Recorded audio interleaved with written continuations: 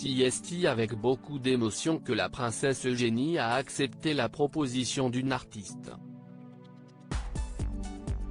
Il y a quelques jours, la future maman a accepté de collaborer avec Claire Twomey, qui a conçu à la main de 000 renoncule en édition limitée afin de collecter des fonds pour l'hôpital Royal National Orthopaedic Hospital. Si la patronne de cet organisme était émue par ce nouveau projet, c'est parce qu'elle a vécu des moments douleurs dans les couloirs de l'établissement de santé. Je sais de ma propre expérience qu'être un enfant à l'hôpital et subir une chirurgie complexe peut être très intimidant, a confié la sœur de la princesse Béatrice.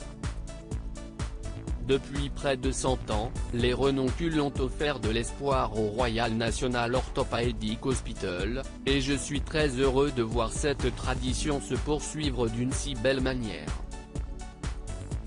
L'histoire de l'hôpital avec cette fleur, un emblème d'espoir et d'optimisme, remonte aux années 1930. À l'époque, des renoncules artificiels ont été fabriqués et vendus pour collecter des fonds. C'est donc avec fierté et joie que la princesse Eugénie a voulu perpétuer cette tradition pour un établissement cher à son cœur puisque c'est ici qu'elle a été opérée de la colonne vertébrale lorsqu'elle n'avait que 12 ans. La fille du prince Andrew et de Sarah Ferguson, qui souffrait d'une scoliose sévère, est passée au bloc opératoire pour que les chirurgiens lui ajoutent plusieurs tiges de titane. Et depuis, la princesse Eugénie exhibe fièrement l'immense cicatrice qui s'étend dans son dos. Notamment lors de son mariage, pour lequel elle avait sciemment choisi une robe qui laissait apparaître cette marque. C'est une jolie façon d'honorer les personnes qui se sont occupées de moi et une façon de défendre les jeunes qui traversent cette épreuve, confiait-elle alors.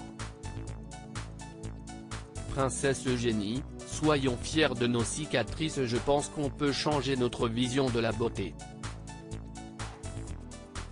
Nous pouvons montrer nos cicatrices aux gens, je pense que c'est très important de se mobiliser pour ça, continuait celle qui donnera naissance à son premier enfant d'ici quelques mois. Sur Instagram depuis, elle a plusieurs fois exhibé sa cicatrice.